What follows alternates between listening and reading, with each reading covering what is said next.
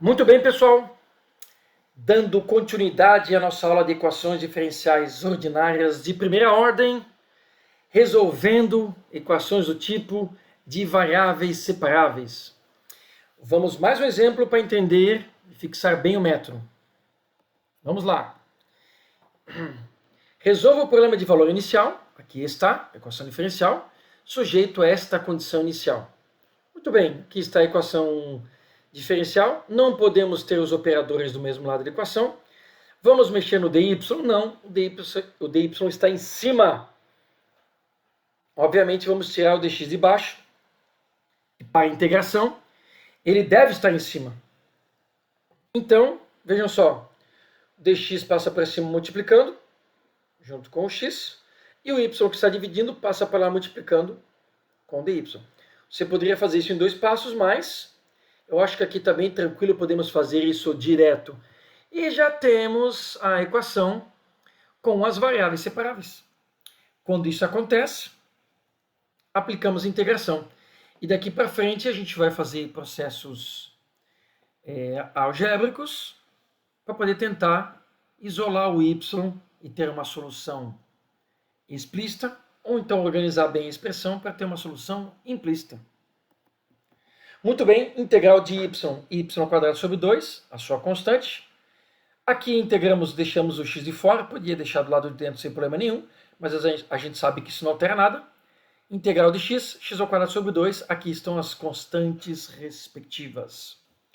Vou passar o x² sobre 2 para lá, ele troca de operação, e passo para cá a constante C1, vai subtrair da C2 e fica a nova constante. Lembrando que você pode fazer direto isso, né?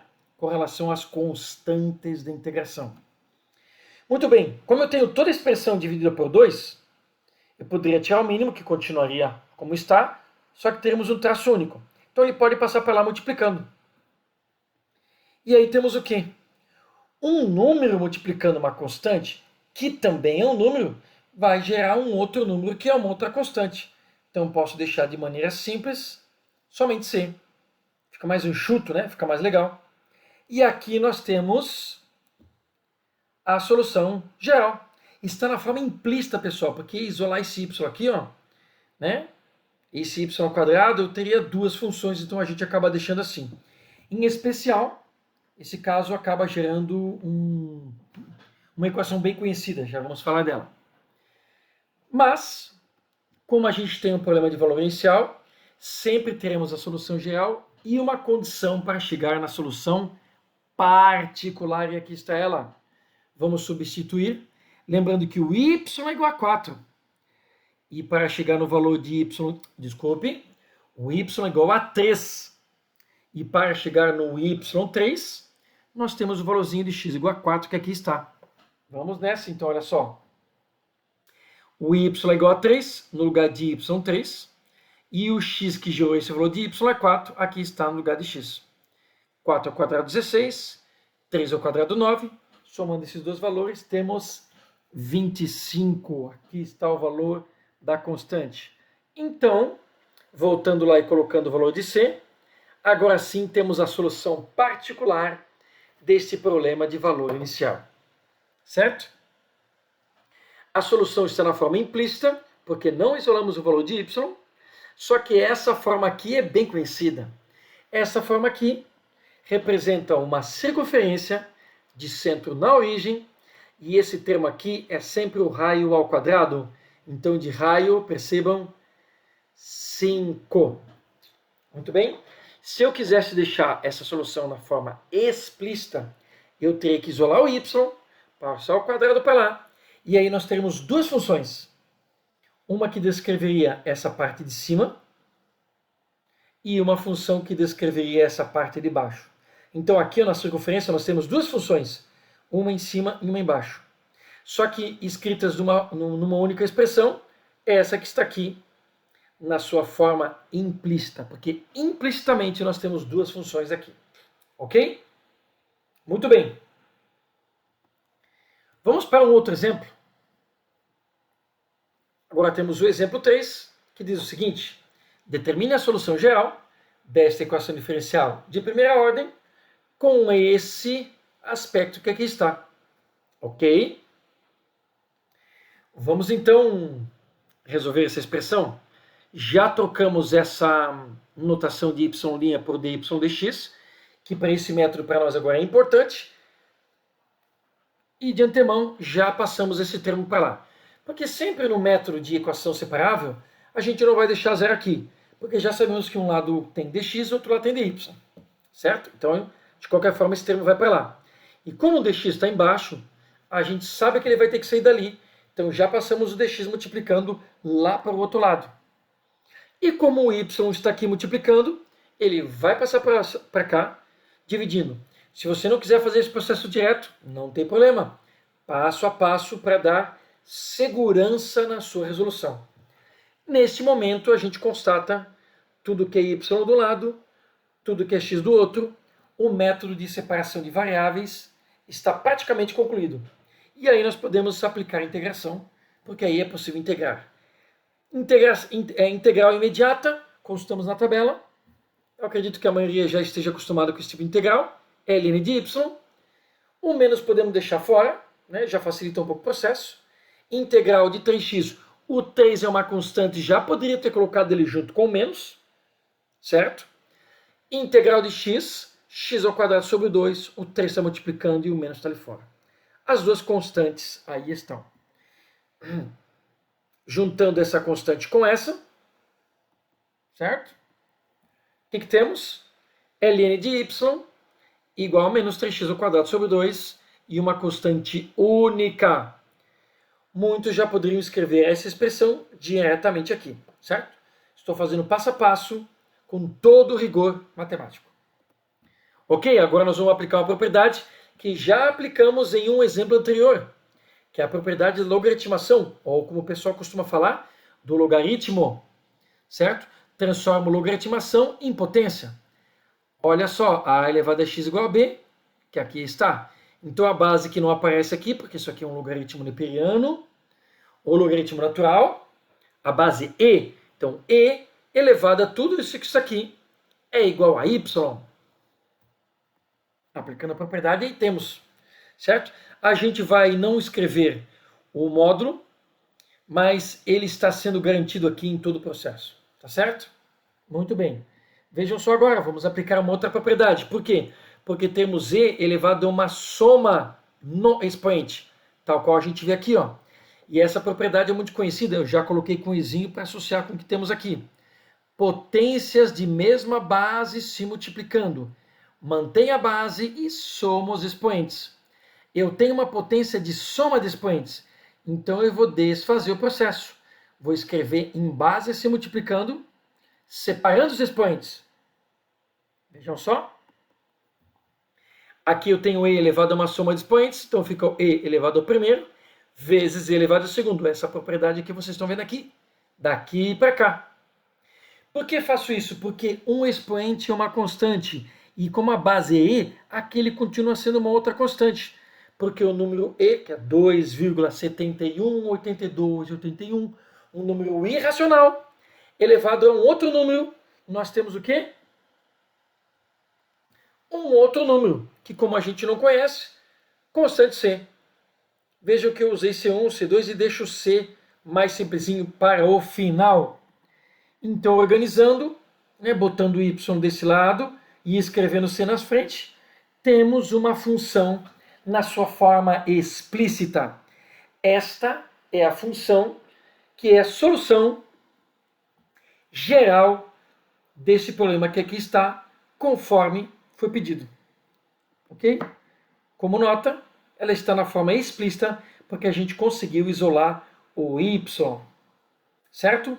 Uma função que é uma variação de uma função exponencial, vejam só, né? Tem o x² aí. Certo? Ok, vamos mais um exemplo então, para fixar bem esse conteúdo e principalmente a parte resolutiva das integrais. Encontre a função y de x, que satisfaz essa equação diferencial que aí está. Vamos nessa. Vejam só, pessoal, o igual a zero não é interessante, já passei o menos y de x para o lado de cá, porque ele estava negativo, né? Já fica até mais fácil para nós.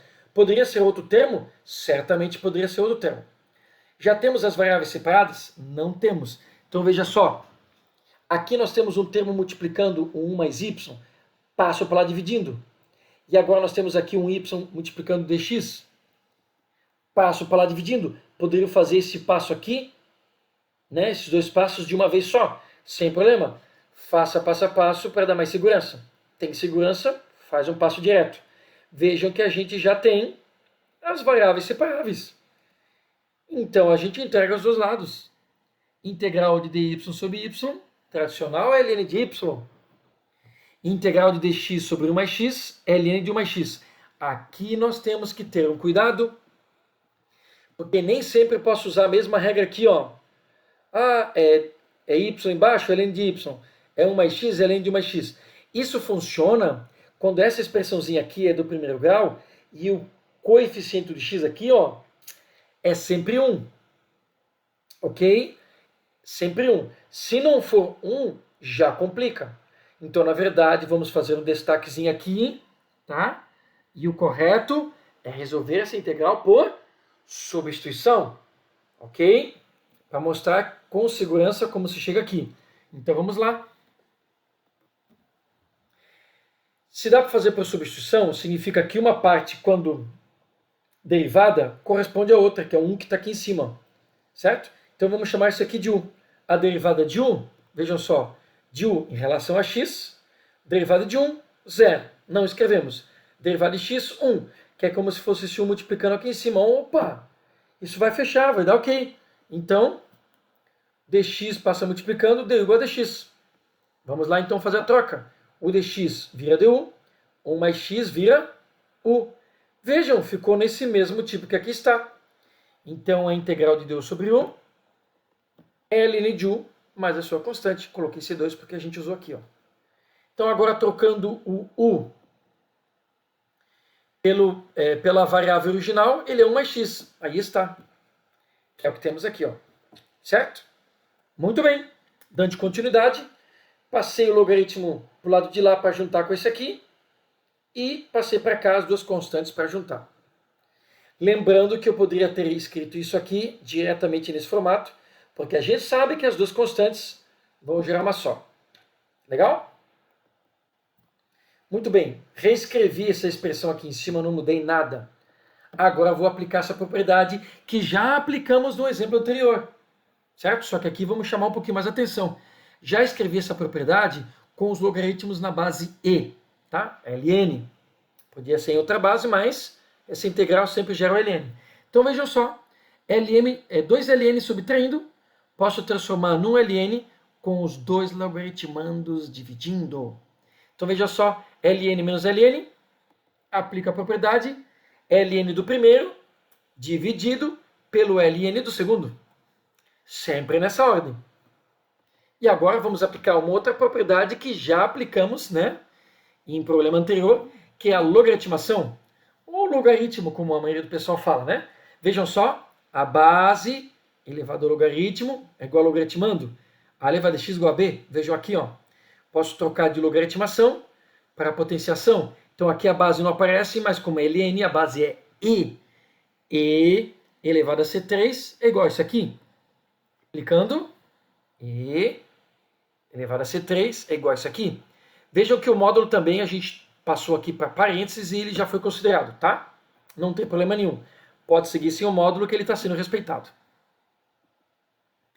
E elevado a uma constante também é uma constante. Trocamos para deixar mais simplesinho. Se deixar assim não está errado, mas aqui está muito melhor. Vejam só agora. 1 mais x pode passar para lá multiplicando c. E conseguimos dar uma solução. Como foi uma solução na sua forma explícita. Como foi pedido y de x, vamos escrever da maneira que foi pedida. E eu só escrevi o c na frente, porque fica bem melhor, mais elegante do ponto de vista estético. E aqui está a nossa solução geral